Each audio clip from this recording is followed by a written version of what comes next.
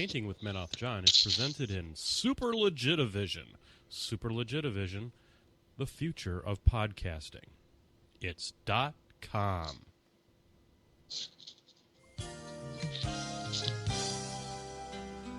Hello, I'm Menoth John. and I'd like to welcome you. First of all, let me take just a moment to thank you for allowing me back into your homes. If this is your first time with us, let me extend a personal invitation for you to drag out your miniatures and paint along with us each week. Let's go over to the canvas here and let's get started. I believe, every day's a good day when you paint. I believe, it'll bring a lot of good thoughts to your heart. I believe, every day's a good day when you paint. I believe, it'll bring a lot of good thoughts to your heart. Let's build a happy little cloud. Let's build some happy little trees. There are no limits here. You start out by believing here. You can almost paint with anything. All you have to do is practice.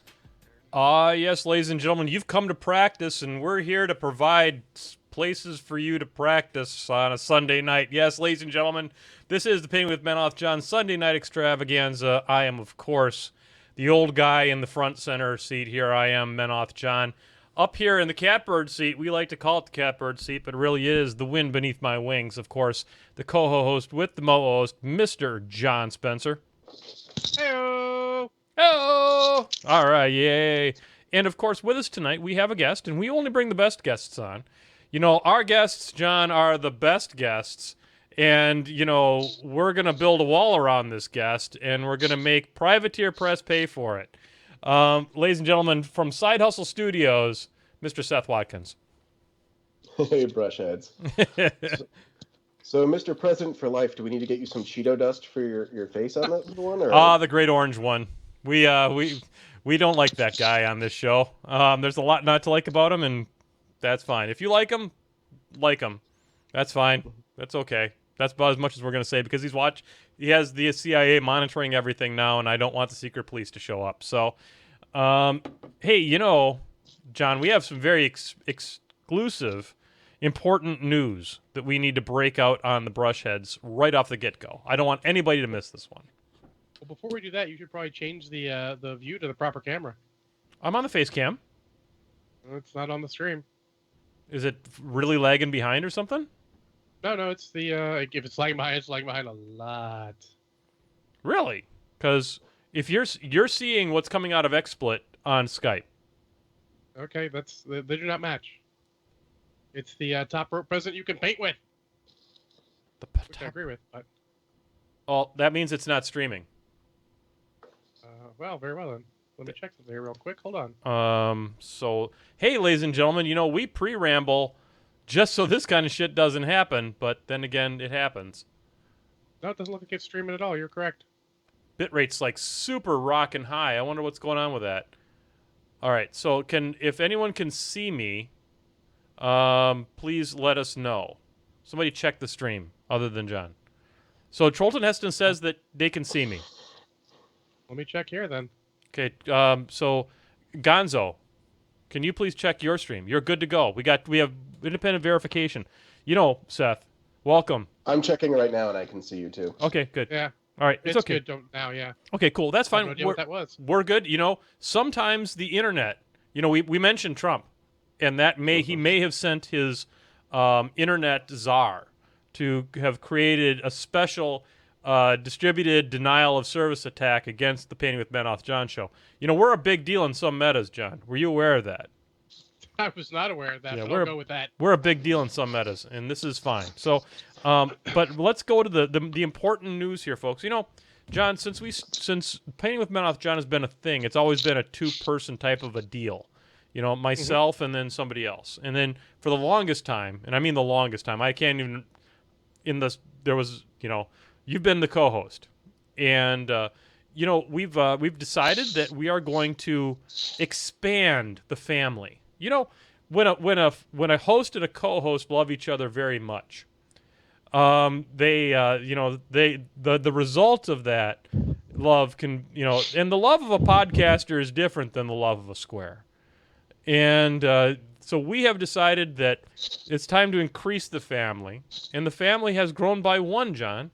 And that one is in the chat room with us tonight, Irrational Gonzo. Ladies and gentlemen, welcome Gonzo to the podcast. So we're going to do that with a beverage choice. And my beverage choice, just to rub it into you, Seth, is going to be a spotted cow. Because I'm an asshole. It's true. So I'm going to be drinking a spotted cow because I can. What about you, John? What are you having? I've got some of this maple whiskey. It's the only thing I have upstairs, so I'll go with that. Outstanding. By the way, that Jackal Blast is finally gone. Seth, what are you having for a beverage this evening? I've got a hot mug of traditional wassail filled with moonshine. Oh, fucking A, wassail. Outstanding. Well, let's go wassailing. Hey, Ron. Run. So we're going to have Gonzo on real soon. Gonzo, you may know, is from Arkansas. And so we're very thrilled to have someone from Arkansas on the show. So now we have the East, the Midwest, and the whatever the fuck Arkansas is. Is that like Midwest or is that South? What is that, John? I don't know. I'd call it the South, but I'm sure Gonzo will chime in here at some point and let us know. Tell us what to tell you. I mean, we're not trying to, well, kind of being a jackass, but it's but I want to know how fast I can talk. Because if I need to slow it down a touch, I got to know. But the main thing that we're going to talk about tonight, and we're super thrilled that Gonzo is going to be a part of the show, part of the Painting with Menoth John family. We've got him set up on the blog. He'll probably post more than I do, and we're gonna do awesome stuff with him. And he's going to be on the show. John, I think we should bring him on next week. What do you think? Sounds good to me. Yeah. So we're going to bring Irrational Gonzo on, and you're going to get to know this guy. Also an educator. So we like having educators on the show because it makes, it's a good contrast to the that the rest of the show brings. So, and he can correct like grammar mistakes and stuff for us for sure. Totally. And, I will. Seth, I'm liable to use a prepositional phrase or a transitive verb at some point during the course of this show. And if I use any particularly outstanding parts of speech, will you please let the viewers know? You got it. All right, outstanding. So, educational television here, folks. Fucking A. Hey, Ron. All right, so we're not going to do a word from our sponsor because I think we're not going to have sponsors anymore. I just... Fair enough. The Patreon's doing its thing. And while it's a good shtick, we don't need to continue to do it. Our sponsor. It's all you patrons. Thank you. Hell Ron. yeah. Hey, Ron. Yeah, fucking A. Woo! Usually we don't drink this much this early in the show, but we're on a tear. I've only had one shot so far. I'm saving my second shot for when we do the sad stuff we always have to mention because 2016 is fucking horrible. Oh, fuck 2016. Yeah, I claimed more lives this week. God damn. It's like, we should just rename 2016 the motherfucker. Yeah, we should. It's just terrible. Now, John, bring us up to date on death, would you? Well, little known would be Van Williams, who was the Green Hornet on TV, for those of us who are old. And a lot of us liked that show even more than the Batman show because it was like Batman, just a bit more serious. Mm-hmm. And he was great, along with Bruce Lee, so there's not a lot of people left from that show alive. And made a cameo appearance on Batman. Sure, absolutely. That's where they started. Yep. And then, of course, what I will actually call an American hero, John Glenn, passed, too. Yeah, that guy was in space. A couple times. So and even better, he punched someone who said the moon landings were false. Just punched him. I'm like, goddamn right, that's what you do. Guy's a fucking badass. Uh-oh, Seth is playing with Follow My Face with his camera. That's awesome. All right, good deal. And so fuck 2016 continues. I think that John Oliver does it best. But John, news this week. I got an Amazon Echo. Oh, it's pretty badass. It is pretty cool. It's pretty badass. Voice activated is the way of the future. I cannot wait till everything's voice activated. I can't wait to say, Painting with Menoth John, make a podcast. And then it just makes a podcast. And I don't even have to be here for it. It'd be great. Anyway, so let's get over to the thing. Now we brought Seth on, and Seth, I think it's important that people know about your you do commission painting, and under the title of Side Hustle Studios. Yep. And So, go ahead. which would you like to know? I would like you to pimp the shit out of your service to drive as much business in your direction because you're a super legit guy and you paint like a demon. True. First, to Chaplain Arian? Captain Arion. This is John To you, sir. Snodgrass. John Snodgrass. Yeah. Oh, it's John? Mm-hmm. Yeah. Oh, John, I am sorry, sir. I am in the same boat as you this year. My apologies. Oh, I'm very sorry to hear So- that. That's very sad. Yeah. My wife and I actually bought matching T-shirts for New Year's Eve that says it's a picture of a dumpster and a big flame, and it's got 2016 inside. I think that pretty much wraps up this year. Absolutely. I feel like we should have a year-end wrap-up show where we just do like beverage hoists to fuck this every 5 seconds and pick a different topic. Jesus. I think that would be a dangerous game. Yeah, we've played games like that on this show. It didn't work out well for me. This I promise you. So Side Hustle Studios do commission painting, do individual art pieces, kind of like what I did for War Machine Weekend with Kalissa. I also do army painting. You can see my stuff at facebook.com/Side Hustle Studios. Mm-hmm. I've got a lot of different things I've been working on, and actually right now I am, since War Machine Weekend, I've been getting from somewhere between a steady trickle to slowly getting slammed with work, which is a wonderful place to be. Everything from War Machine models to an entire Infinity set, a Malifaux crew that I'm excited about because it's translucent purple plastic. Wow. So I get to figure out how that works. So I think that's the pimp as much as I've got. Well, that's okay, because the love of a pimp is different than the love of a square. And, I think that's good. Now, are you currently still accepting commissions? Absolutely. Awesome. That I've got commissions through the end of the year, but I still have plenty of room for next year. Fantastic. Well, that's great. The reason that we had Seth on here is that, Seth is a buddy. He's a good friend of mine, and I wanted to make sure, and a John Con alumni. And when we were talking about having him on the show, it's like he had a really, really intriguing topic, and that's what I wanted to talk about here today. And that's actually the subject of the poll of the show. John thought I was going to forget about the poll of the show because I am apt to do that. So we're going to put it up here right now. And the poll of the show was, have you ever used Zenithal shading technique? And Zenithal priming, Zenithal shading, call it what you will. This is a technique, and we're going to go into detail about it. And 53% of the 60 people 59, who responded had done that, which is good. I mean, the word's getting out on this as a technique. But I think that, Seth, as we talked about in the pre-ramble, which is available if you become a patron of the show at patreon.com/menothjohn at the $1 level, you will get to hear that pre-ramble. It's not as good as going at the $2 level, which will then get you the co-host corner, which will talk less about Zenithal shading and more about battle reports and other interesting, cool stuff and be super awesome. So what we're talking about, Seth, and what we had discussed is that maybe people aren't getting as much out of that technique as they otherwise could. Mm-hmm. So a lot of people think about Zenithal priming, and a lot of people talk about it using black primer followed by a gray or a white primer as a way to pull out detail, and that's not exactly what it's actually about. That what it's about is creating a very consistent light source to create a realistic effect on your model. So for those who don't know, you prime everything black, and then from about a 45-degree angle all the way around, you prime with either a gray or a very light spray of white. And then choosing a particular location for the direction, like on this giant boar demon, coming down at a 45-degree angle closer to the face, spraying a more intense white.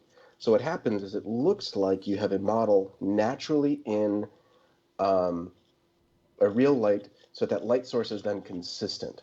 You have dark facing away from the light, grays working their way up to that brightest, and then the brightest parts are very focused.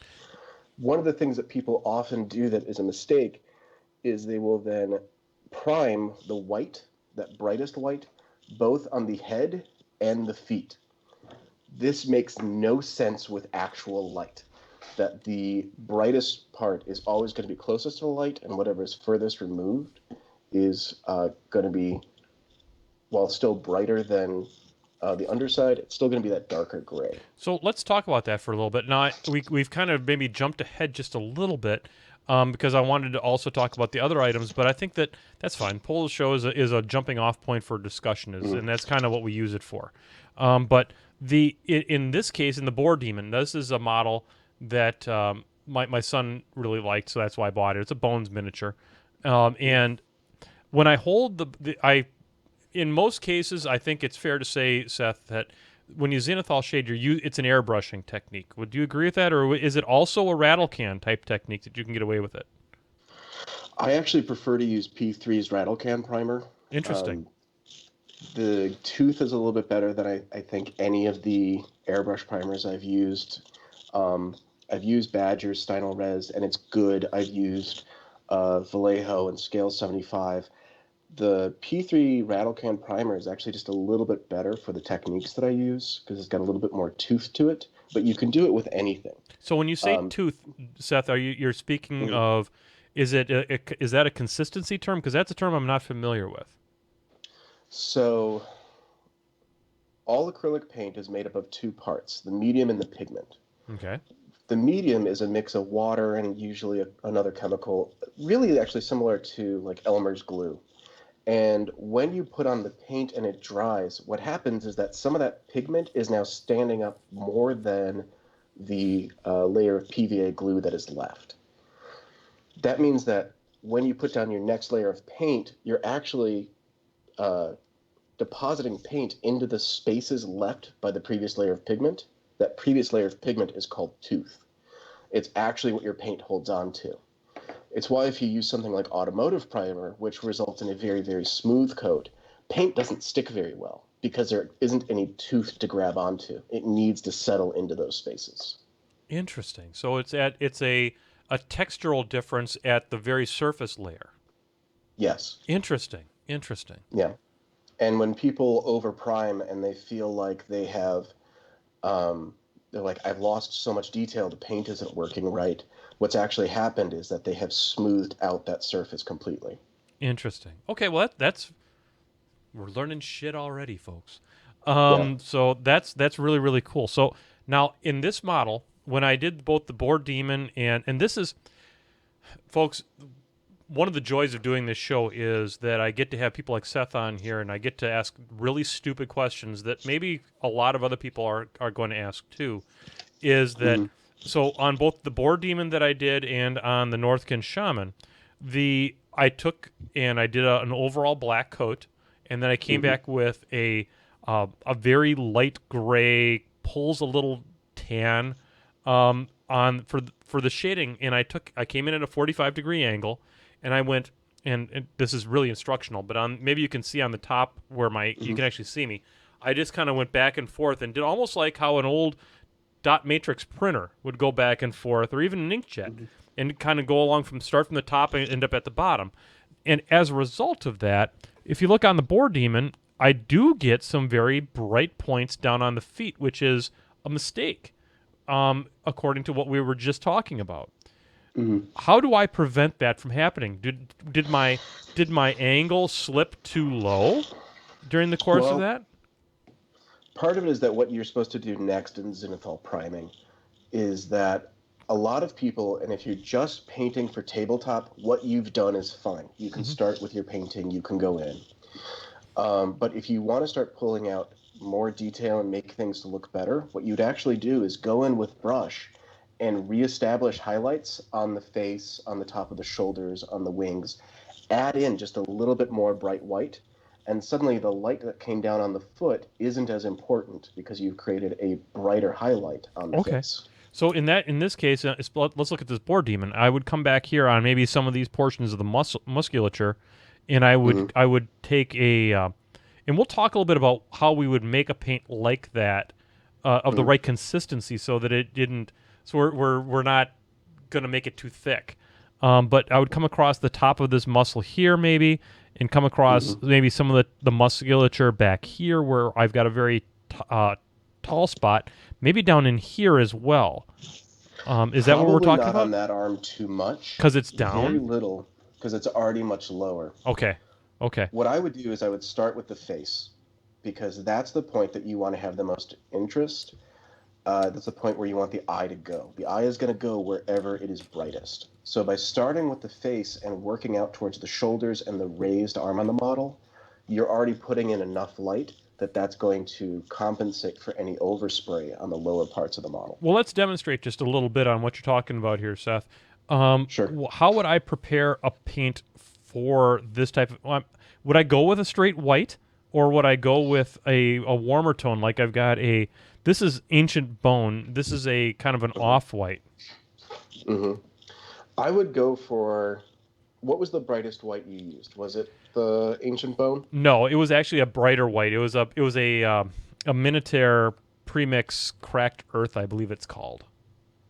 I would go for something like...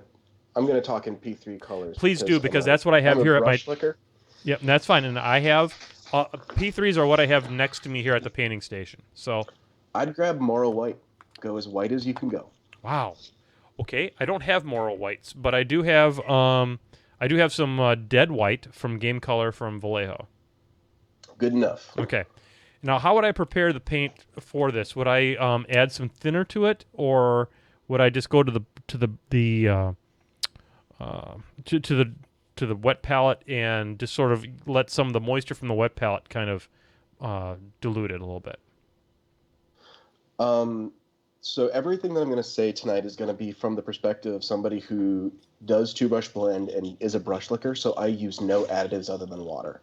Okay. I feel like the paint that's getting in my mouth is already a little dangerous, even though it's very, very small amounts, so I don't want to do anything else. What I would do is I'd put just a drop of the white into the wet palette. Okay. And you're going to add a little extra water to it. Okay. The ratio you're looking for is somewhere between 1 to 5 and 1 to 10. Based on how wet your wet palette is. So 1 drop of water for every 10 drops of paint. Reverse that. Oh. 1 drop of paint for every 5 drops of water. It's going to be thin. Super thin. Okay. That's what I'm working my way towards now. Okay, so I'm going to turn the painting cam here. Boom. So you can kind of see where I've gotten here on my wet palette. Good. And I've taken a drop, and then I'm adding a little bit of water to it on the wet palette. I'm getting it really wet here. Okay. Yeah, see how you're dragging it out a little bit? Yeah. That's about the consistency that you want. So it's like a 2% milk almost. Yeah, and if you can even get it slightly thinner than that, like just a tiny bit, that's going to be perfect. Okay. All right, so that's what I'm doing here. Okay, so that's good. Okay. All right. All right. So if you do if you would draw just like a test line on the base, I'm just trying to see how thick it is. That's beautiful. So you see how it is moving smoothly and it's covering, but it's not pooling. You're not getting a lot there. This is what you want when you're making a glaze. So what you've done is you've just made a glaze, and we're going to glaze in highlights into the existing raised parts of the face. So like on the nose here, it'd be the broadest part of the bone of the top of the nose. There you go. Okay. You'd also do it on the ridges of the eyes, so the upper eyebrow. Okay. He's got his raised cheeks. Yeah, so I can bring this over here like this, and kind of catch along in here. Yep, and I'd also bring it a little bit closer to the muzzle. Down in here. Yep. Excellent. And that's perfect. Interesting. So even if you're looking on the camera, folks, all the brush heads out there who are watching the video, you can see how much brighter now that face is compared to everything else. And if you close your eyes or you look away and you look back at the screen, your eyes immediately go to that face, and that's what you want to be able to create. This is where Zenithal highlighting starts to really work for you, is you're controlling other people's eyes through this light. Okay. I'm right now I'm trying to get the focus to be a little bit better. Let's see. God, what? Nope, I'm on the wrong camera. That's why it's not changing anything. Let's go to the painting cam here. I was wondering what was different about it. So let's go here, and I can adjust this a little bit more on the fly than I have been. So let me go ahead and get this down here so people can see kind of. There we go. Okay, so there you can see.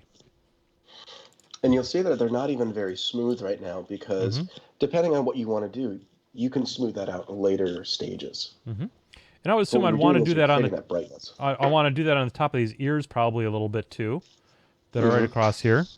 And I'll go back to my wet palette and pull up a little bit more and kind of bring it across this way. I'd also do the top of his crest.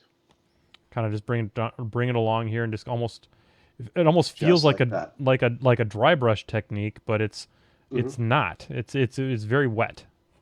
Yep. Interesting. Now, how far back do you think I should take this? Probably. So I wouldn't go much further than the midline where you are. Yep. Because if you hold the model back so everybody can see it on camera, what we've got here is a very clear light coming down at about that 45-degree angle at the face. So as long as you're keeping that that sort of focus, that's what you're looking for. And do I want to do any work with this particular musculature back in here like we talked about earlier? I would do higher up on the shoulders where it's furry. Up towards here? Towards the deltoid, yeah, right where you are. Actually on the fur or in the musculature? Okay. On the fur. Just a little highlight. Kind of on the top, because it is kind of got a little bit of a dip to it in there. So I probably want to stay towards the top sides of it. Correct. Okay. This is really interesting. This is not something I would. He's got some fur on his neck, just next to that spot. Right in here. And then probably just a little bit around here where the wing comes in too. Yep.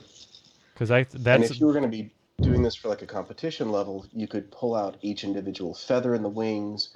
You could pull out the tusks perfectly. Probably come across. This is a great way to get started. Probably come across the top of these little wings here a little bit too, where just the tips of them. Just give them a little bit of the tip.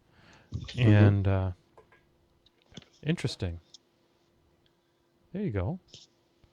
Wow, this is certainly different than how I normally paint, and that's wonderful because I'm learning something new. I'm excited about this. Yeah. All right. Cool. All right. Cool. So you could keep pushing that as far as you wanted, and if you really wanted to get fancy, you could reestablish your shadows with black. Okay. Using the exact same technique. Thin down your paint into a glaze into the shadows as deep as you can, and that recreates those shapes. And I don't think I would be doing in the same area though, right? I would be moving that to more of the darks, right? Yep. So if you flip the model a little bit further, where you can see that there's black underneath the kind of the fat rolls, underneath the arm, that's where you would glaze in those shadows. Interesting. So you'd have nice dark shadows, nice bright highlights. Oh, that's really cool. Okay. So let's still work on this in as much as I want to work on the Northkin Shaman. I think we're on kind of a roll here. Let's put Boar Demon away for right now because I would like to get some advice on this guy as well. Yeah, Congo the Jorgamon, you haven't been with us terribly long. Just the tip is something I say every now and again just because that's what I say. All right, so on this guy, once again, we're looking at the top. I would probably be glazing the fur a little bit. Well, the question is, where do you want the focus? Where do you want people's eyes to go? Probably towards the face more than the fur. And that's where I would start with the highlights. Okay. So that then you start moving out, almost like there's a bit of a spotlight on the face. Okay, so I'm going to make up a little bit more glaze over here. Mm-hmm. Let's kind of pull it and down you could here. probably thin it just a little bit more than it was. Okay. Wow. This is the problem with painting, is that a lot of it is by feel. One of the classes I took that was, I thought, most instructive, the person who was teaching mixed up paint in a dry palette, and then had us actually take a drop, feel how it felt, paint it a little bit with it. But yeah, that's looking good. Top of the head, you got the eye. Yep. Come back here, catch bridge the of lips. where the nose would be. Yep. Catch this lip action going on here. Mm-hmm.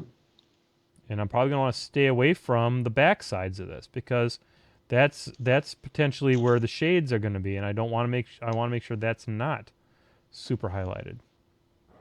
Yep. Interesting. Now on the hands and stuff like that, I would certainly expect there to be hand. I would want to catch these here too.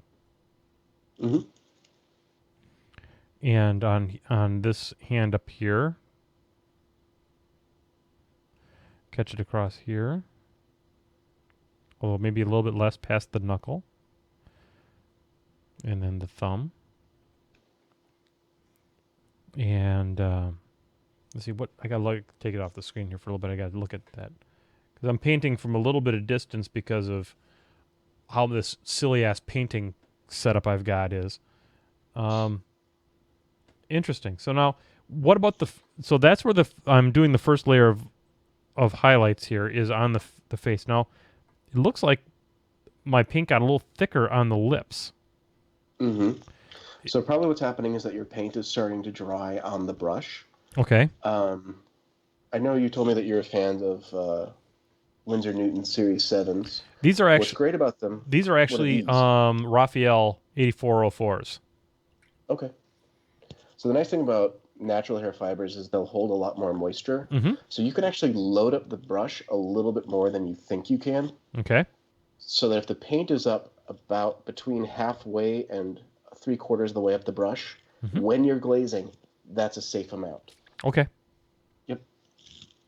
Because I may have had a little too little on there, and as a result, it was drying. Mm-hmm. I made a little mistake there. I got wiped it off. Nice thumb action. Thanks. That's what she said. So there we I'd go. get his chin a little bit too at the bottom. Down towards here? Because it juts out a little bit. Okay, so let me think about this here. Yeah. Well, I get a little bit on that ridge there. There we go. Mm-hmm. Okay. So once again, brushheads, the thing that we're doing here is we're thinking about how the light is going to catch it. Oh, God, fuck that up. God damn it. Okay. Wow, at least the stuff doesn't dry and you can fix it. There you go.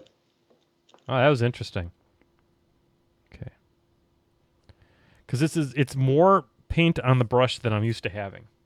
And as a result of that, it seems I just need to be a little bit more careful about how I'm putting the brush on the model. So you can think about it where you actually put the tip of the brush or the edge of the brush at the edge of where you want the highlight and then drag it towards where you want the pigment to settle. So the brightest light, you actually brush towards the brightest light. Okay. Interesting. And if you're working with a shade, you'd do the opposite. You'd actually sweep the paint towards the shadows. Cool. All right. Cool. So now because you've highlighted the face so much, the fur just around the face is what should be getting the extra attention. Okay, so like right around in here, I should be pulling it out towards the outside to try to bring that area so people will notice it. Got it. Mm-hmm. And now just to hurt your head, John, yeah, try moving the brush in the opposite direction. Brush towards the face. Towards the face. Okay. And you see how the white is gathering closer? Yes. Yep. There you go. Man. Where you been all my life, Seth? Chicago. Man, so close and yet so far away, man. This is really interesting. Mm-hmm. Okay, so now we've done some of this. So what's the next step beyond this? So once you've got your highlights and shadows reestablished and you've really taken control of where you want the light, what you then do is you start by glazing the actual colors that you want. Okay. You're going to make it actually even thinner than you use the white. I'm going to try something horrible. So this is real tiny. Yep. But this is the Alara that I'm currently painting for my army. Yeah, Lara too. She's mostly gray, but the only thing that we can really see here is that she's got some purple and some blue. The purple that I've added is just that glaze consistency, so I can start seeing the lights and the shadows as I am getting my initial color on. Where people go wrong is that they add too much, their paint is too thick, and instead of preserving those lights and shadows, they just cover the model. Okay. At that point, you've sort of wasted your time with everything else that you've done. And that is what I see all the time, because people don't spend a lot of time learning how to base coat. So when you base coat with a glaze, you get it as almost 10-to-1 paint to water. Sorry, Okay. reverse it. 10-to-1 water to paint. And you're going to use that same sweeping motion to draw the pigment where you want it to be. Okay, so I just put some Bastion gray on here because I think that's the same gray I've been using on these guys. Now, as you'll see, this is a very flat base coat that I have going on here because I probably had it too thick. And as a result of that, I went back and I dry brushed it, but this is a very rudimentary model. And so what I want to do now is I put some Bastion gray over here in the old wet palette, and now I'm going to start making a glaze of that, and it's going to be real thin.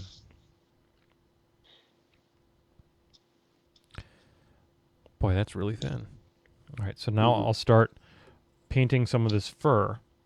Hang on, before you paint the fur, can you put a line on the base of the boar?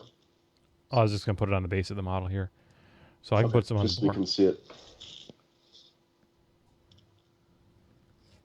Is that too thick? Right now we're still looking at your hand. Oh, sorry. Whoops. Boom. There we go. All right, so let's see.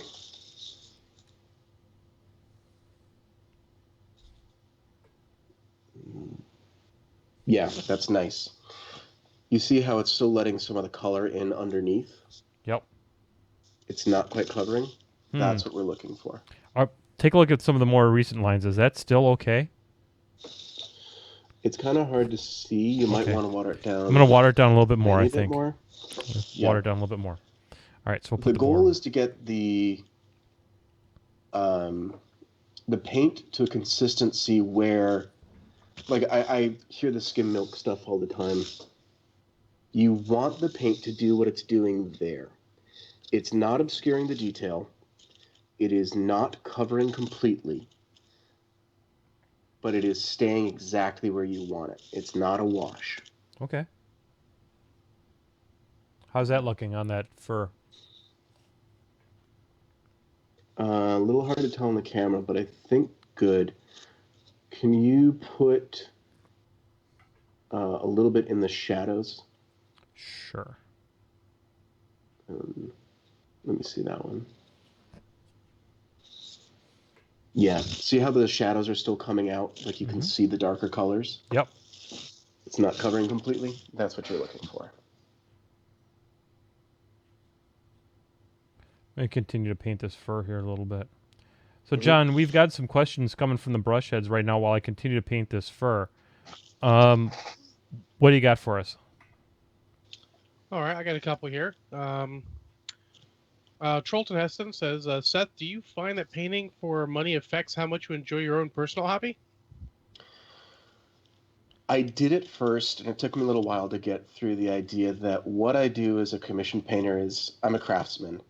I'm going to do somebody else's work for them and do it to the best of my ability, but that's not what I like to paint. What I love to paint at this point is more complex models that are telling stories, things like what I did for War Machine Weekend, where there's a much more complex base. These aren't gaming pieces.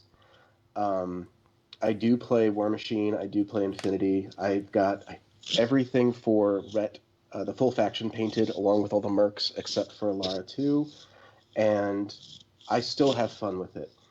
But the unit of Devil Dogs on my desk, along with, I think, 4 or 5 Scorn models, the Infinity, all the rest, that's a job. But you don't love your job every day, but you do it.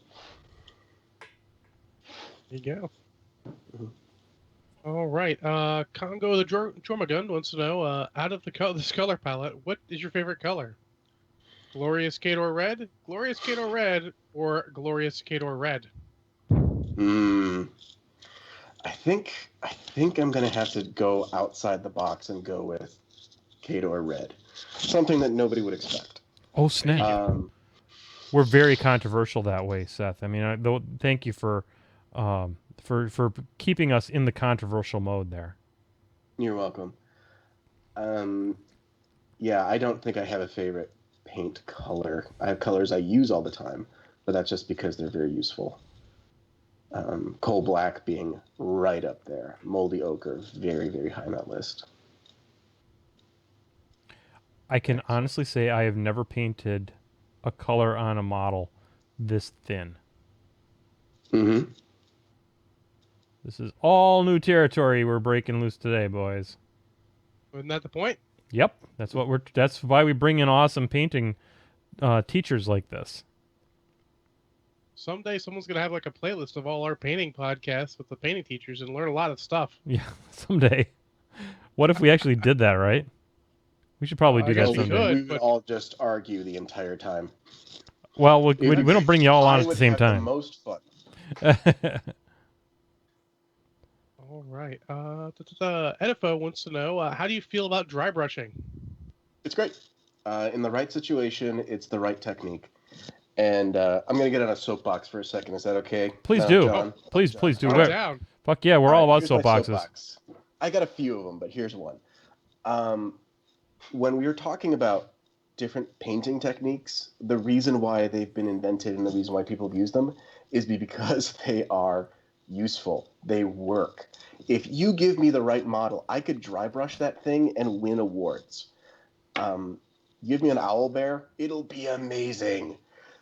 But it's because it's the right sort of texture. If something has got a very raised texture, like the fur on this Trollkin Shaman, dry brushing is a great way to bring out that color, that texture, to make it interesting.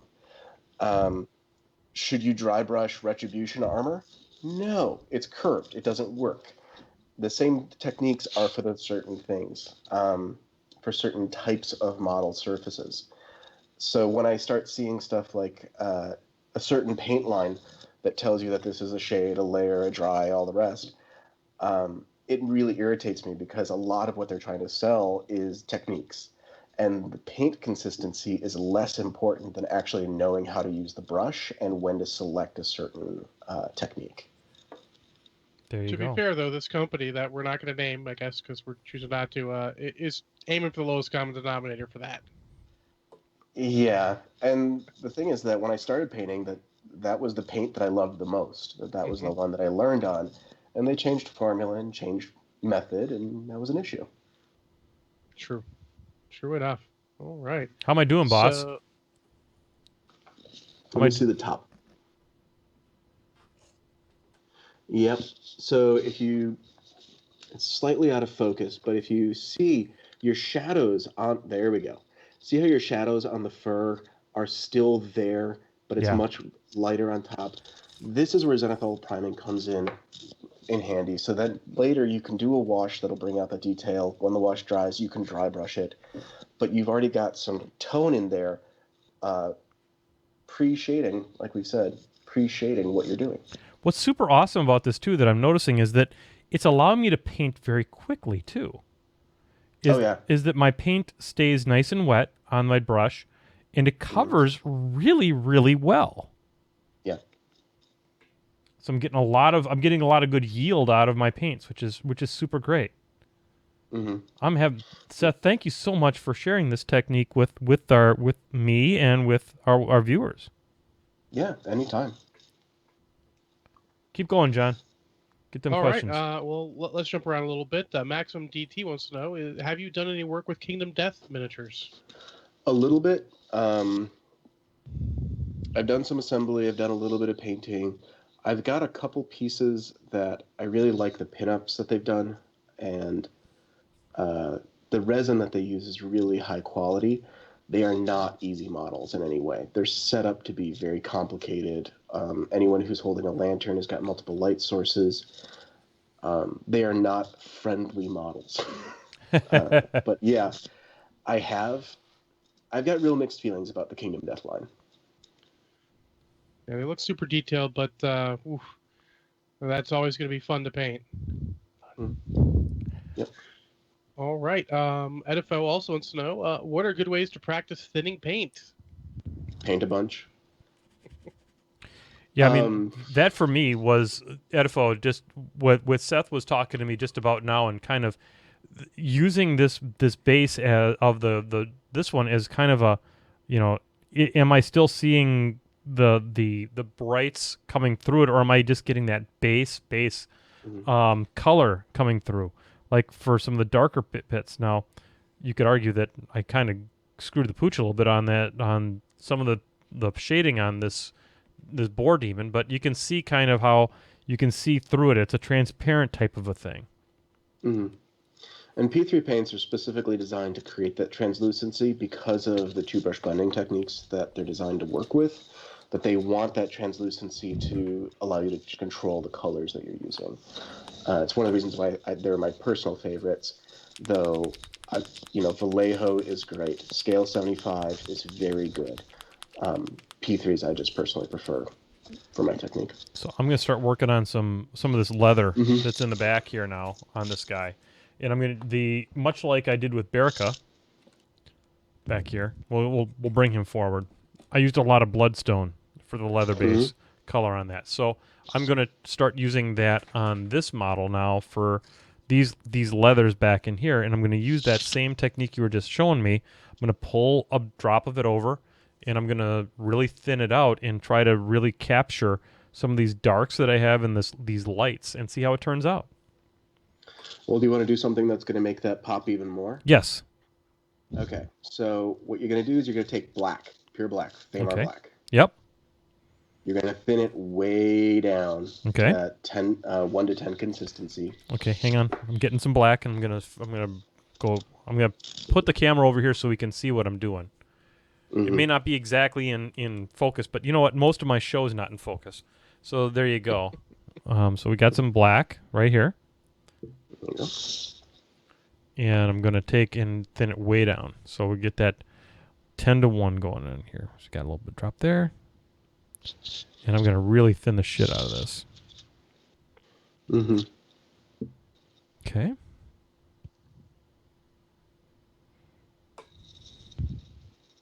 It looks like it's pretty thin right now. To the point where I'm seeing... Here, let me tilt the camera here. Nice. Okay. Okay. So what I want you to do is on that leather cloak, all the places where you see shadow underneath the symbols, I want you're going to have to get a lot of the paint off that brush because I see it's a little bit overloaded. Yes, it is. What you're going to do is very gently paint the underside of the symbols where there's already some shadow, accentuate that shadow. Okay. I know what you're after. Doing a little bit of black lining. Yep. There you go. Okay. I got. All right. Well, I got one last question so far. And that's from Draco's Dragoon. He says, "Well, it's a couple of questions. Yeah. Do you ever do dual or diorama type bases?" And yes. I think the answer is obviously yes. Yeah. And then, what are good key points for making an epic base and telling a story with it?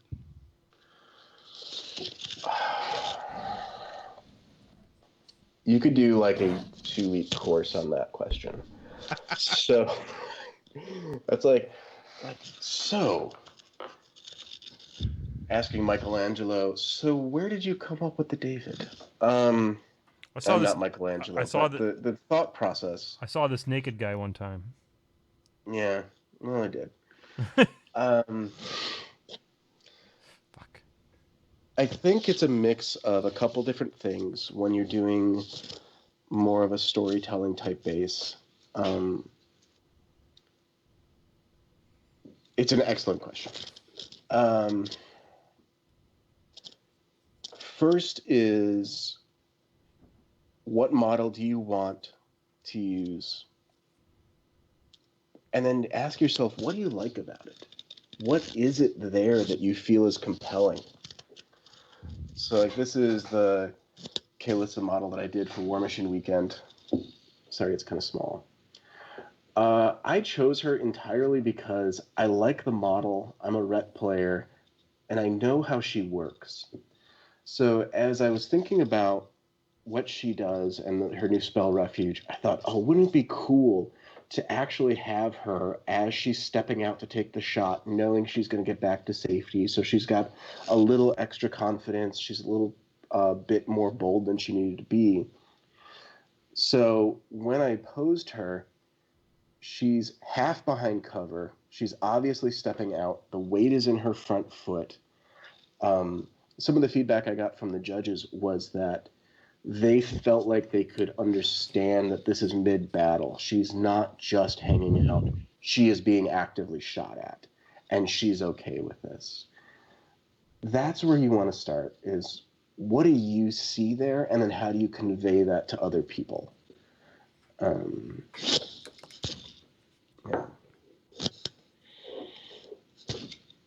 I think that starts. Cool. Yeah. And if you've got more questions or something you'd want to ask me about, go ahead and message me on Facebook at Side Hustle Studios. I'm always happy to talk. Cool. Yep, if you don't feel like searching, I just sent that link directly around through our Facebook page beginning of the show. Thanks. No problem. So Excellent. that is currently all the questions we have, and I even checked the backlog, and we actually don't even really have any painting questions from way back when. Apparently, we've had enough painting people on that we've taken care of those. Wow. Nobody cares about us anymore, John. I mean, we got lots of questions, but they're not really ones I'd want to drop on Seth here. Oh, there we go. So I mean, now I did some black lining. I don't think I was quite as successful with that one as I was with some of the earlier techniques. I'm gonna try and do some of this leather here while I still got some gumption here, and I'm gonna what I'm gonna do here is I'm just gonna layer. I guess I'm just gonna layer it on the leather parts, right? Yep. And just see how it goes. How's the consistency look for what I'm doing here? Looks pretty good. I'm still seeing the gray come through a little bit. I'm seeing the black a little bit. It does look like you're getting just a tiny bit of pooling, so you want to make sure that you're brushing away from that so you can avoid the pooling. Okay. There you go. Yep. And I actually think that this is slightly more successful than the Bastion Gray you used, just because the gray on top of another gray, they go so nice. They blend so nicely. But here you can see that those details are popping out a little bit more. You've got the top edge is a little bit brighter, has a little bit more pigment. This is, it's going nicely. So is this, when you're doing a technique like this, Seth, how deeply do you take this paint? How many layers do you put on it to get the color depth that you want? On average, 5. Okay. So it'll be base tone, 2 shades down, 2 shades up. Sometimes I have to reestablish the mid-tone, but depending on what I'm looking for. If I'm doing something for competition, 10,000. Yeah, as many as you can. Yeah.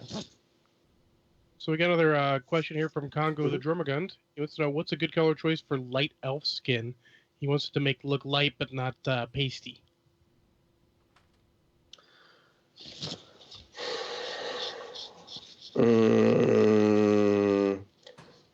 Do you want to go fantasy, or do you want to go a little bit more realistic? That's a good question for him. I assume he's talking for his retribution, but he should answer here in a moment or so as the stream catches up. So what's the difference between the two options, Seth, as we wait for him to get back to us? So if you look at fantasy color, it tends to be a lot more bright, a lot more saturated, a lot more pink, especially when you're looking at flesh. And I do teach people to paint, and I work one-on-one with them. And one of my favorite games when we talk about flesh is I will let you use any one paint in the entire collection of P3, and if you can find one that matches your skin tone, I will give you $1 million. The fantasy skin tones that we see out there have a lot of that pink in it, and it's because when you put the model down and you're looking at it from about 4 feet away, that pink gets desaturated. You don't see it quite as much. So what I will actually do for my retribution is I will take Rin Flesh as a base and mix it with a little bit of something like Rucksack Tan to put in some browns. And those browns give you a more realistic tone. So probably 3 parts Rin Flesh to 1 part Rucksack Tan.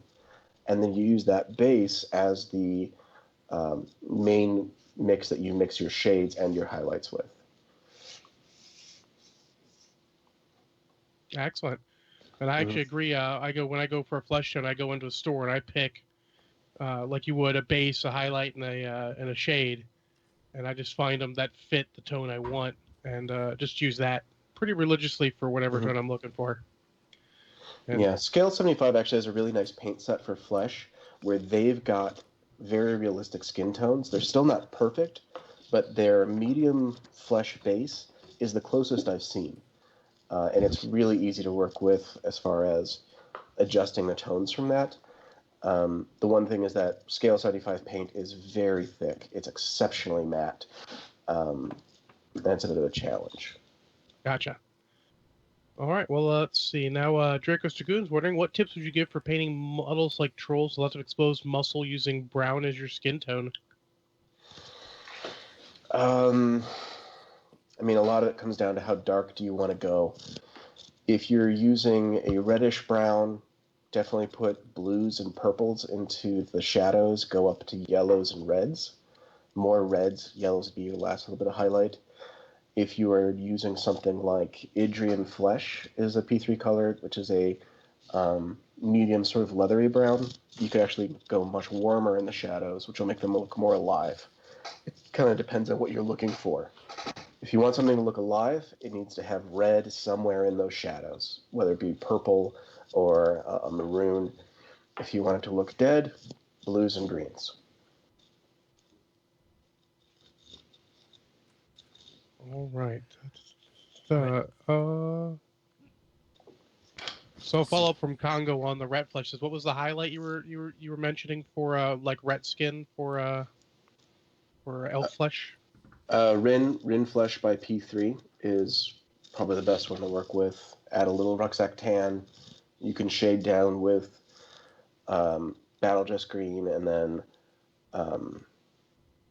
you use Scorn Red a little bit in there to give them some life, and then you highlight back up through your base tone into just Rin Flesh, and then a little bit of Malachite highlight. Give them nice bright spots, especially in the T section of the face, which is from the middle of the forehead, nose, chin, and on the cheeks.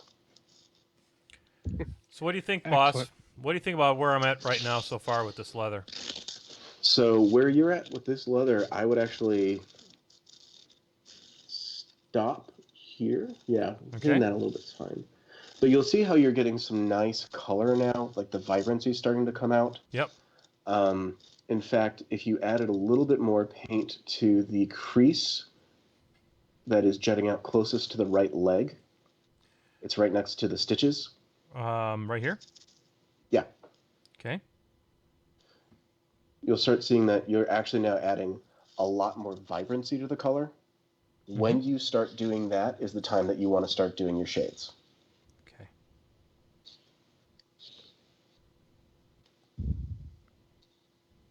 Like right in there? Yep.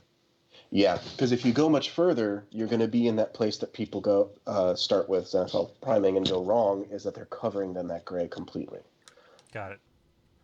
Now I'm making a few mistakes here, Seth. I've got some leather color in my grays.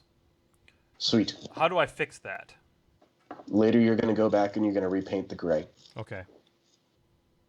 And you'll do it with a little bit thicker paint, something closer to that skim milk, 2% milk level, and then you'll just be able to correct as you go. One of the things I like about two-brush blending is that because I've got a second brush loaded and ready to go with spit or water, if I make a mistake, I just wipe it off. And this paint is so thin and so forgiving, you've got time to do that. Yep. That's one thing I noticed when I made a mistake earlier. I was able to go in there and just wipe it right off. Yeah. Interesting. Cool. Mm-hmm. So follow up for the Brown question. He mentioned his base color is P3 Umbral Umber, I believe it is. Mm-hmm. Give me a second. That's a pretty that's a pretty heavy duty brown. Yeah, I'm not familiar with that one. I don't. I use a lot of any brown I can find.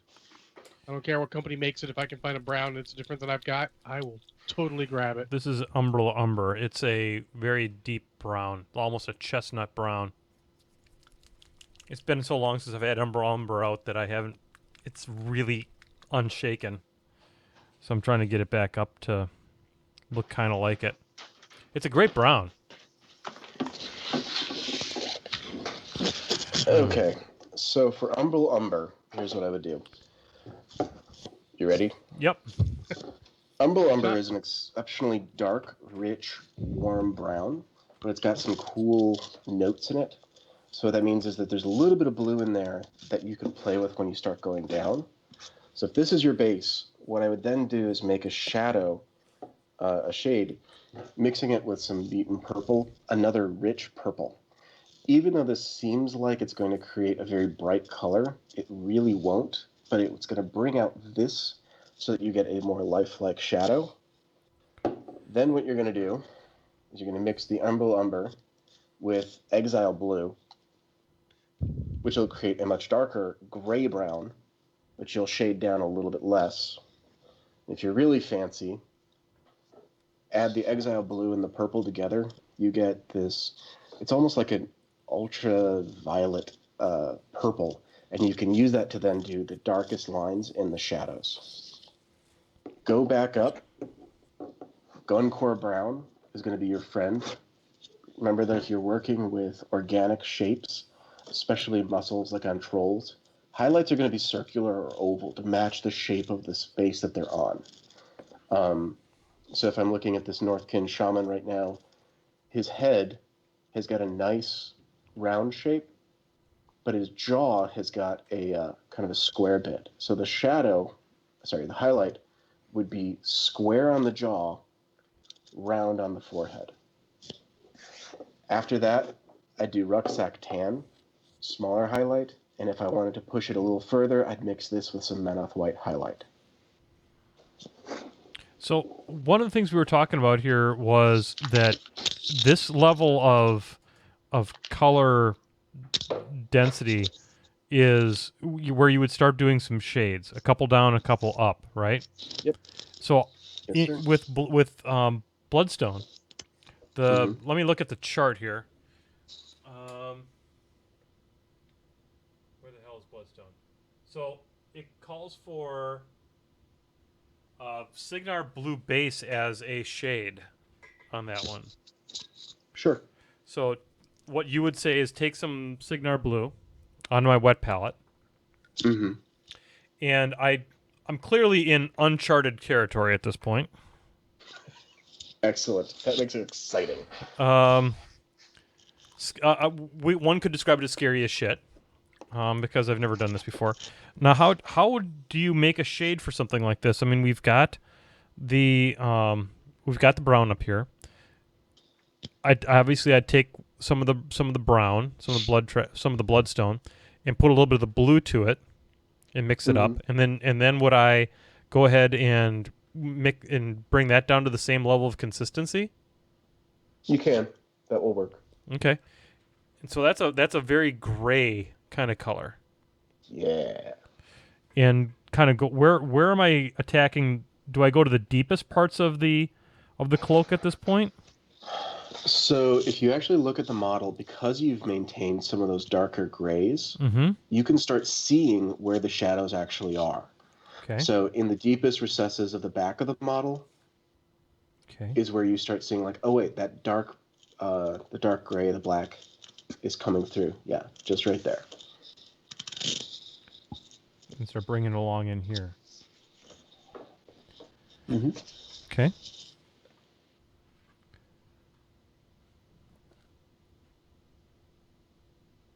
All right, so I think we got one last question from our own Irrational Gonzo. Okay. It's a painting prep question. He says, model prep for painting. What do you do differently for metal models and plastic models? It depends on the plastic. Metal models I really prefer because you can pull out an X-Acto knife and do most of your cleaning with either the blade or the back end.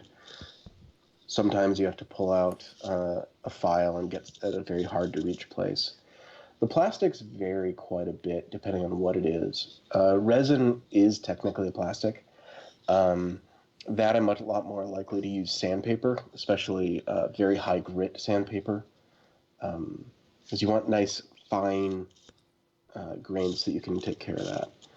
The plastic by GW and other companies who use similar plastic is the hard plastics are a little bit more forgiving, so I'm more likely to use the clippers and then the X-Acto knife, but again, those need some sanding in order to be truly smooth. P3 stuff, I have a variety of blades that I use. The most important one is actually the chisel blade, because we've all seen the hard-to-reach mold lines that show up in a lot of the rustic models, especially like Cador Warjacks and Signar's pieces. So the chisel blade you actually put on it, and you can follow the shape, and it just shaves off that annoying bit of mold line. I try to avoid using putty if I don't have to, green stuff or otherwise, just because I've got a history of destroying models with attempts at doing too much modification and sculpting. But again, that's just me. Yeah. So it sounds like you never used the mighty seam scraper that we hawk on here a bit. No. It's basically like it's like having a blade, but it's not actually sharp. So unless you're really trying too hard, you're never going to take a chunk out of your model. I use that sort of like you use the chisel blade. Is this the GW tool? No. Well, GW makes one. Mhm. I don't like that one as much because it's the same price and not as good. But Mhm. literally on the point is, it's like a triangular, just hardened steel. Just goes down to a tip. So if you need to pick something out, it's got a tip there, but it's still not sharp. I mean, the tip is obviously because it's pointy, but Yeah. but it's like your chisel blade. Just so sometimes I use a chisel blade and you get a little too much force, it'll take a gouge out. But Mhm. this you have to really put too much force onto it to a point where you know you're doing it wrong. Yeah. I think for most of those situations, I use just the back of the X-Acto knife because it'll do the exact same thing. The reason why I use the chisel blade with the rustic soft plastic is because if you tried using the back of the X-Acto knife, you're more likely to gouge the plastic. And I have a dog running around. It's looking good, John. I'm just adding a little bit more color Mm-hmm. color saturation to it. Yeah, and you see how the reds are now starting to work with the blues, that the blues look like shadow. Yeah. Yep. Well, Yeah, just make sure that you don't put any more bloodstone down into that crevice. You want to make sure it stays on the top of it. Okay. So on our topic of putting together models, Crimson 1919 wants to know what about hard plastic where you have the two pieces that go together, and then you have something like down the middle of the flat piece you just glued together. There's a great cheat. I did not come up with this one. This one I learned from Jessica Rich. If you've got a gap that's very close, but you can still see it, you put together your model, you sand it so it's a little bit smooth and make sure it's clean, and then you just use gloss varnish. Let the varnish dry, and if you can run your brush across with just a little bit of wash or pigment, and the pigment goes on smoothly, you close the seal. If it doesn't, you put on another layer of gloss varnish. If it's a big gap, that's when you get out the green stuff. Always let your green stuff dry for at least a couple days before you try sanding it down. Otherwise, you have a chance of it just pulling right back out. Yeah. Also, liquid green stuff will work in that case, but the same thing applies where you let it dry and then you sand it off or scrape it off however you want. The sanding probably works better. Less likely to hurt the plastic. This is really dramatic, the difference that it makes. It may not be showing up as well on the camera, but it's really different. And I can see as I would continue to build up the colors and continue to build up towards the eventual level of saturation that I want, I may not end up in the same saturation level, but it's going to be a much more complicated.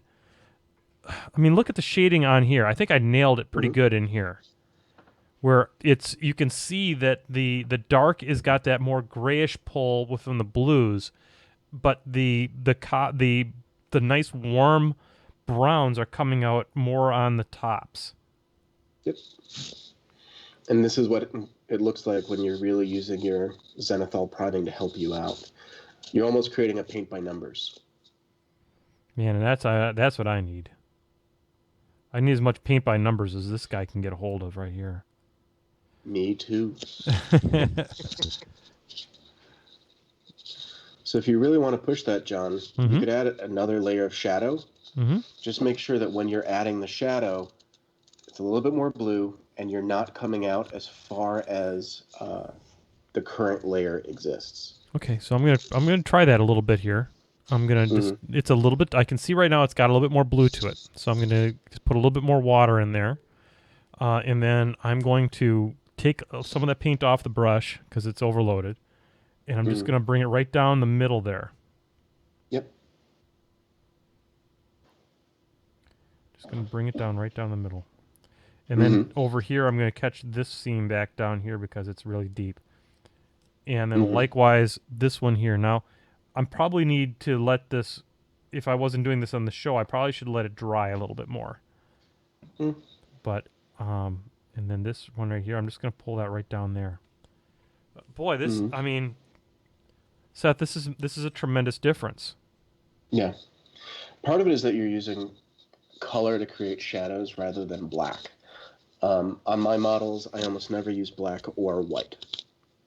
Yep, I've heard that, but I've never experienced it like this.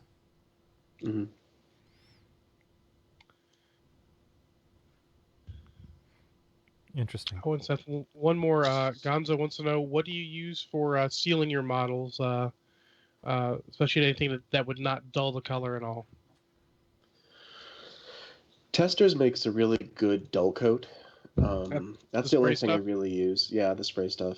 Yeah. I've tried it a couple different products through the airbrush, but it usually changes the hue, so it may not change your vibrancy, but it might change the color, the way it appears. Dull coat's probably my favorite. I know a lot of people say, like, well, how do you prevent your models from chipping? Don't touch them. If you're going to play with them, they're going to get chipped. Every couple of years, you're going to sit down with your army and fix what's there or add battle damage. One of the coolest things I saw somebody do was every place that the models had chipped, they just took a minute, turned it into blood splatter or mud or something else. So their army that had once been pristine now looked like they'd been on the field for years, which was really cool. Seth, I can't thank you enough for spending so much time with us on this, really helping me and really helping, I think, the other brush heads. Guys, I mean, this is probably the finest shading I've ever done on a model. And it's because of using these glazes and the Zenithal method to really get these things to pop out. I'm super impressed with where this is headed. So, but we've got one last thing for painting that I want to do. This is the Blind Walker that I started on the other show. And as you can see, it's okay. Turned out all right. It's got a lot of pretty good. He's got some OSL. He's got a little bit of I like the way it turned out. You know, for being just not a great painter, but an intermediate painter, I think he turned out okay. And I did do the eyes were I used the Citadel Technical Nickel Oxide, and then I came back with the P3 Frostbite to give it a little bit of a highlight. And then I did use a little bit of pure white right on just as a very top highlight.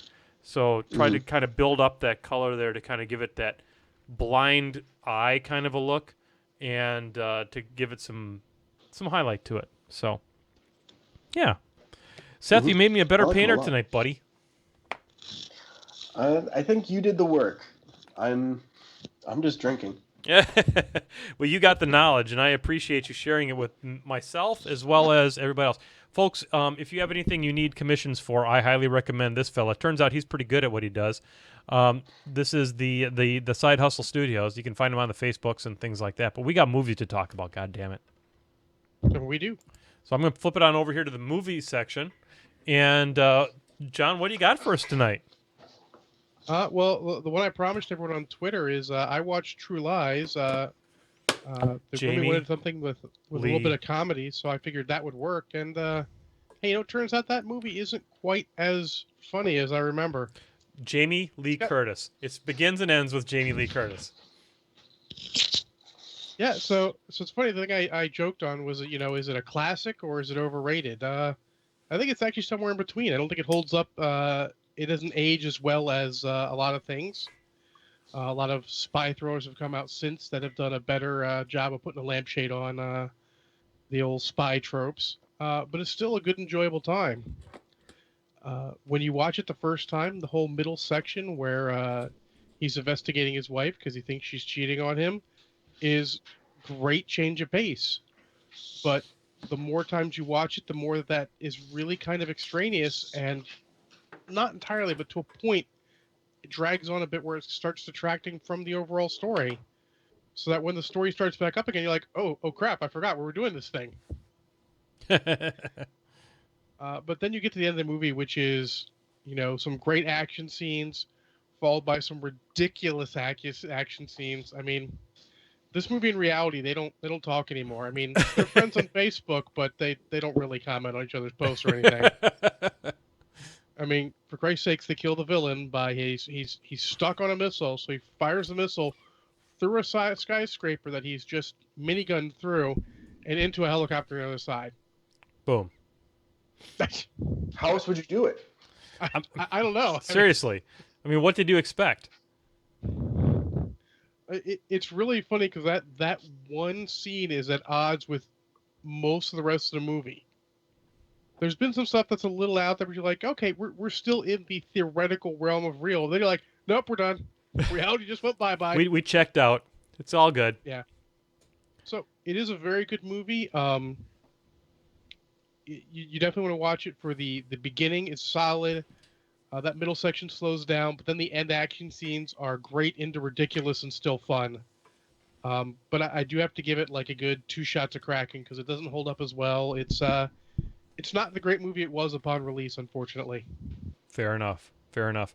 I would like to spend a little bit of time talking about a new Netflix series that just released this week called White Rabbit Project. And how many episodes did you watch? I've watched 2 because now I'm Okay. only going to watch it with Belinda because we both enjoy it, and I want our kids. Our kids. They're not our kids. They're my kids. Because she would freak out if I were to say that. The kids. I want them to watch it too because these are 3 pretty cool people. They're very talented fabricators. All 3 of them have very good personalities, and it's reasonably smart television. And it is, for those of you who don't know, the White Rabbit Project stars Troy Belleci, Carrie Byron, and Grant Imahara, who used to be 3 of the people who were on Mythbusters. They were considered the build crew. And the last season of Mythbusters, they were not on the show anymore for various and sundry reasons. And Netflix picked them up, and they made their own show. And the concept of the show is a little bit different than Mythbusters. They still kind of deal with not so much myths, but technology topics, let's say. The first episode was superpowers and trying to replicate superpowers, so like flying and shooting lightning and all kinds of stuff. And then what they do is they grade their execution of trying to recreate that thing or what have you by a number of different criteria, and then they rank them on like a 1 to 6. Each of the hosts picks 2 things and they do it. And they've done the superpowers. They did Escapes was episode number 2. And so you learn some stuff. They do some crazy stuff. They shoot fire, blow shit up. It's kind of the same kind of stuff we loved about Mythbusters. And we get to watch Carrie Byron for an hour, which is always good. So So I did watch the first episode. yes, I feel like they shouldn't have started with that episode because I feel like they should have done what the Grand Tour did and made an opening episode where they explain what they're doing in a little more detail, made it a little bit longer. yeah, 5 minutes of explaining everything would have gone a long way, and starting with something a little more grounded. yeah. It sounds like the Escapes one is probably would have been a better start. The Escapes. I watched it, I enjoyed it. I was like, I don't feel like they should have started with this one. I feel like they should have started something a little lower. Yeah, the Escapes one I think is a better episode. I enjoyed it more than I enjoyed the first one. I chalked the first one up to being the first one, and there's 10 of them in the first series, and I really enjoyed it. So I would encourage each and every one of you to get over there, check it out if you've got the Netflix. Check out White Rabbit Project, and it's super fun to see those three again. They're super smart people. Very talented individuals, and it's done well. So check it out. I give it 2 shots of Kraken. 2 shots of Kraken. Seth, you got any particular media type items? We know you just went to see Doctor Strange. Yeah, my wife and I went and saw Doctor Strange last night. I think it was the best paced movies of any of the Marvel movies so far. Very entertaining. Benedict Cumberbatch did an amazing job, though his attempt at a New York accent was hysterically bad. Yeah. There were a couple of times where I was very into the movie, and then he said a word, and I was like, wow, he had to really think about hitting that R. Made him sound a little like a pirate. Arr. But the movie overall was excellent. I would say 0 shots of Kraken. Fair enough. But at least one makes it better. Well, a little shot of something is always just, it's a sociable kind of an environment. So, having a little bit of social lubrication is always a thing. So we're supportive of that. Mm-hmm. And now the fact that I'm not Chicago. painting anymore. This is Chicago. Our local movie theater has a liquor license, so there's always a shot of something. God bless you. Slightly jealous. In Wisconsin, we have the local theater, the one in Racine, has a full straight up bar in it, and you can get anything you want, and it's super sweet and totally legit. It's the best part of moving back to Wisconsin is the fact that the entire state's liquored up 90% of the time, so finding booze is not a problem. Slightly jealous. We don't get any of that here. Remember, we're getting to dedicated liquor stores just to buy liquor. We can't do it in the grocery stores. Yeah, but then you don't have Sunshine Supermarket like you do in Racine, where it's like they find dead bodies of hookers in the dumpster because people get liquored up and kill people. So No, we don't. I mean, Baltimore. you got riots and shit like that, but whatever. Yeah. Riots got to happen when riots got to happen. Oh my. So this week is the release of a little independent movie that some of you might have heard of, Star Wars Rogue One.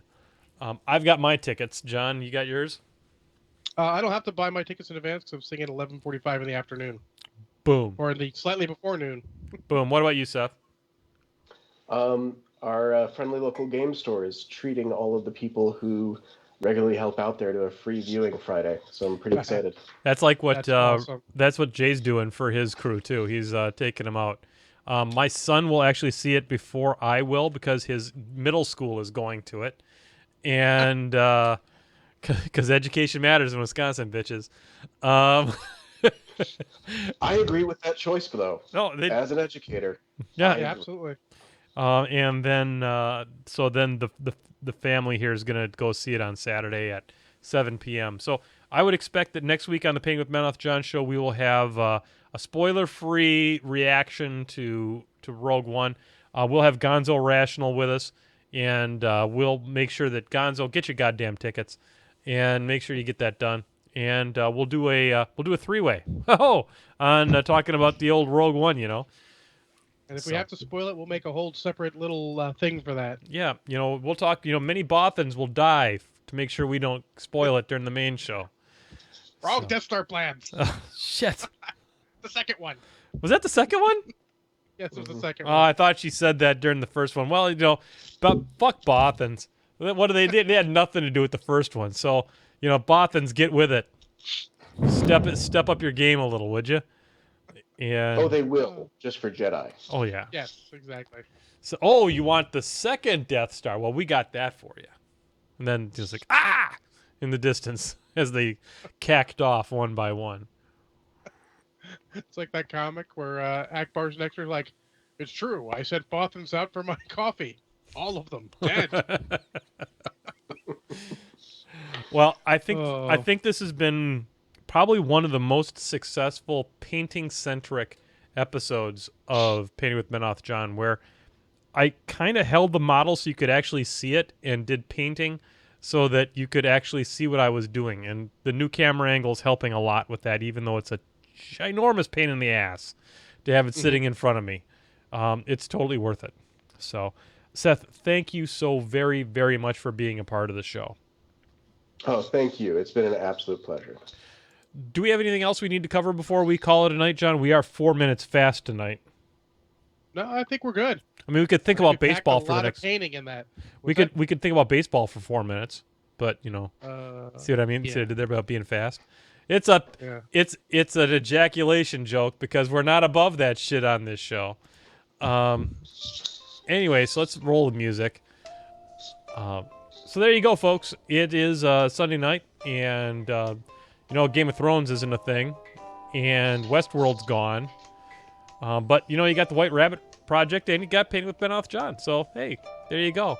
I'm gonna go ahead and put it up on the face cam here for a few seconds. But ladies and gentlemen, thank you for being a part of the show. Thank you to Seth for being a part of this. We'd love to have you back on again if you're willing to come on.